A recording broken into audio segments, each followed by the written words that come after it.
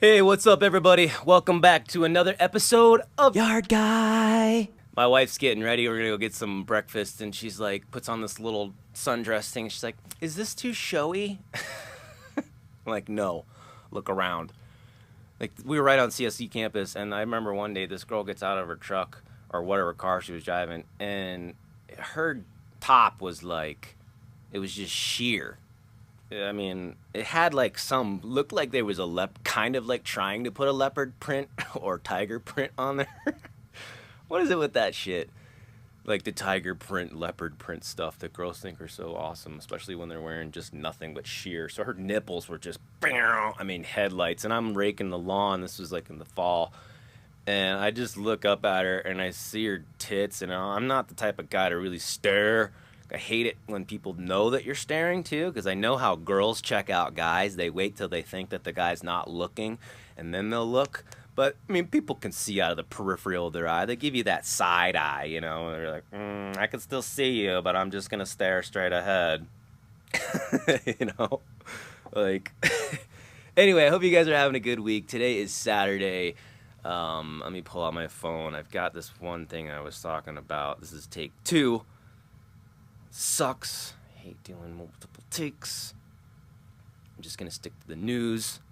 My buddy asked me the other day, he's like, "When did you start doing the floating head thing?" He's like, "You look like Jambi from Pee Wee Herman's Playhouse." I was like, you know what? If the internet would have been around when Pee Wee Herman got big, he never would have got busted for going into that dirty movie thing, that dirty movie place and jerking off. Chatter Baby, this app. Oh my god, I saw this on the news the other day and I started thinking of The Simpsons, right? Because so The Simpsons, Homer's brother, who is voiced by, gosh, what is his name? I can't remember his name. He's I think it was Danny DeVito. Yeah, Danny DeVito, Mr. Martini from One Flew Over the Cuckoo's Nest. So Danny DeVito is the voice for Homer Simpson's brother, Herb.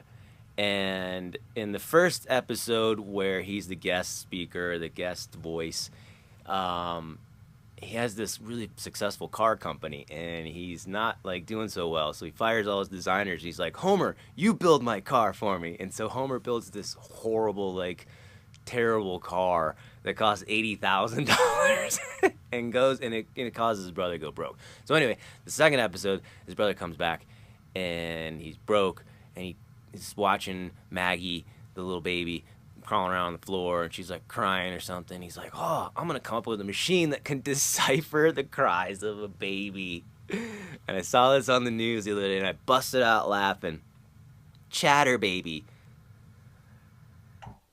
Baby cries simplified. Chatter Baby compares your baby's sounds to the sounds in our database, predicting whether and why your baby is crying. With the help of artificial intelligence, our algorithm predicts with over 90% accuracy whether your baby is crying or not, and correctly flags over 90% of pain cries. Yeah, because most of a baby's cries are bull.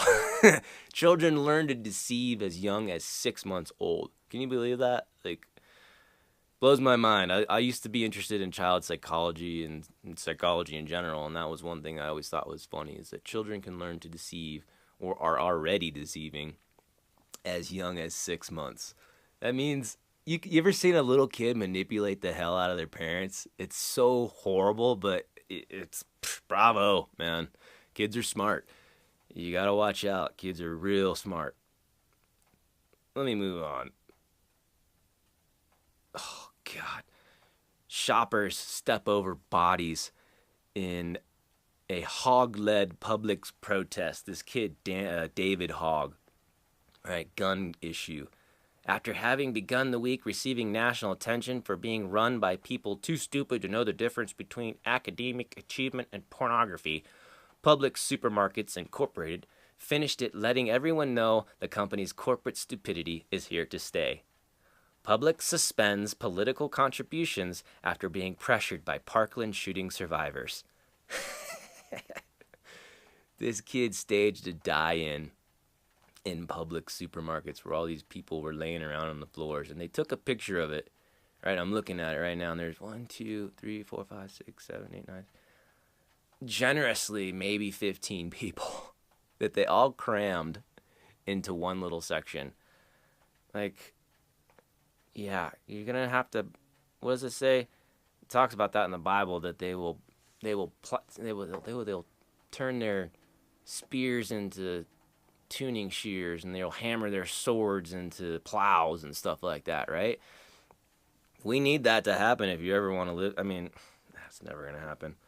Never gonna happen. We're gonna have a World War III or nuclear bomb or something like that, because everybody in this planet, it's like that Universe 25 that I've referred to a couple of times, that the rat utopia, that the population just kept going up, up, up, and then eventually they hit this thing called the behavioral sink, and that was it. The population just plummeted. And if you look around you today, I believe that's where we're at. You see a general behavioral sink.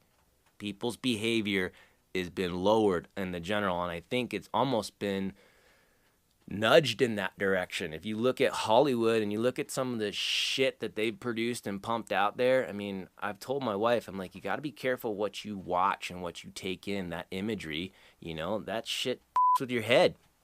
That NXIVM, it's actually pronounced Nexium, that stupid sex cult thing. I was reading an article that somebody got charged. One of his lawyers or doctors for that group or something like that was doing some weird mental experiments on some of the females, like making them watch really, really disgusting imagery, like forcing them to watch videos, like Clockwork Orange type shit. Like, wow, what a world we live in, you guys. Like, behavioral sink. Hug your children, love your children, and show love to the people that you show love to everyone, not just the people you care about. Really, you can't just show love to the people you care about, because that is selfish, and the love is dying in this world. It's going away. So show love the best you can. I need to follow my own advice. I'm not just preaching to everybody else, because God, I hate driving. I actually want to get like an electric skateboard or something so I can stop driving, because it just brings out road rage. People are just stupid. It drives me nuts. It's like, get the hell out of the way. If you don't know where you're going, then pull over and figure it out, and then get back on the road and then know where you're going.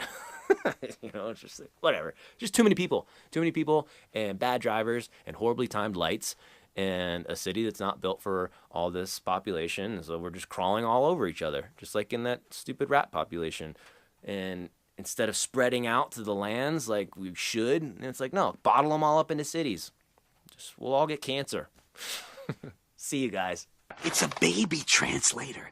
It measures the pitch, the frequency, and the urgency of a baby's cries. Then it tells whoever's around, in plain English, exactly what the baby is trying to say. Everything from change me to turn off that damn Raffi record. Oh, that's a very clever idea. All I need is a couple of $1,000 to build a prototype. You'll have your money back in 30 days, I swear. I think we owe a debt to Ugly Herb. He took us into his home and Dad destroyed him. Dad, some shyster's gonna bilk you out of your money. It may as well be your brother.